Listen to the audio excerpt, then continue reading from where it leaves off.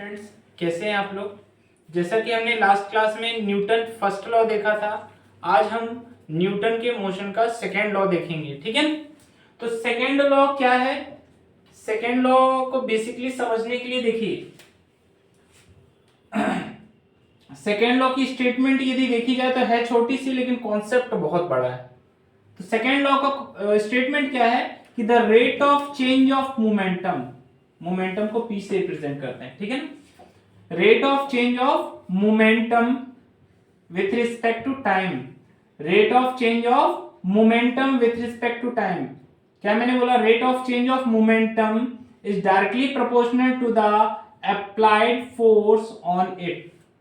The rate of change of momentum is directly proportional to the applied force on it.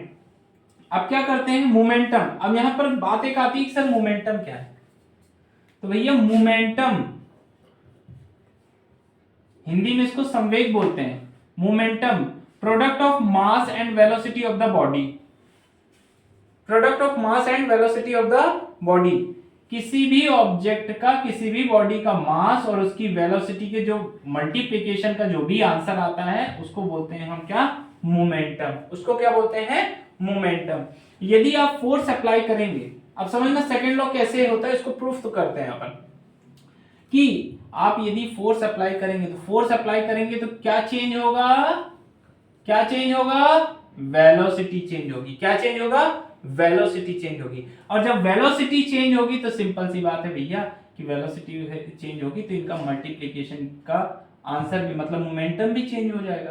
और जब momentum change होगा तो इसीलिए इस स्टेटमेंट को, मतलब सेकेंड लॉ को बनाया गया है कि rate of change of momentum of a body is directly proportional to the applied force on it. जितना फोर्स लगाएंगे उतना मोमेंटम में चेंज होगा, क्योंकि मास तो फिक्स रहेगा लेकिन वेलोसिटी घटेगी या बढ़ेगी। भाई मास को मान लेते हैं अपन, कुछ भी मान ले, ये 3 कर दे, 3 कर देते हैं। अब वेलोसिटी को एक बार 2 कर दिए, एक बार 3 कर दिए, वेलोसिटी को कम ज्यादा करते रहेंगे तो इसका क्या होगा, आंसर भी अलग अलग आएगा, आंसर भी अलग अलग आएगा। सही कह रहा हूं ना। तो न्यूटन सेकेंड लॉ जो है बहुत इजी है, लेकिन चूंकि समझ नहीं पाते इसलिए उस चीज को लर्न करते हैं। तो इस तरीके से समझिए कि जो हम फोर्स अप्लाई करते हैं उसके कारण उसके मोमेंटम में भी चेंज होता है। ठीक है ना। यदि हम इसको हिंदी में बोलना चाहें तो ऐसा बोल सकते हैं कि संवेग में परिवर्तन की दर, इसको संवेग बोलते हैं भाई, हाँ ध्यान रख लेना। संवेग में परिवर्तन की दर लगाए गए बल के अनुक्रमानुपाती होता है। ठीक है, संवेग में परिवर्तन की दर, किसी भी वस्तु में संवेग में परिवर्तन की दर लगाए गए बल के अनुक्रमानुपाती होता है। देखिए बस हिंदी और इंग्लिश का फर्क है, बाकी लॉजिक तो सारा वही है, कॉन्सेप्ट वही है, डेरिवेशन वही है, सिंबल वही है। तो मुझे नहीं लगता कि अब किसी को भी, किसी भी स्टूडेंट्स को दिक्कत होगी।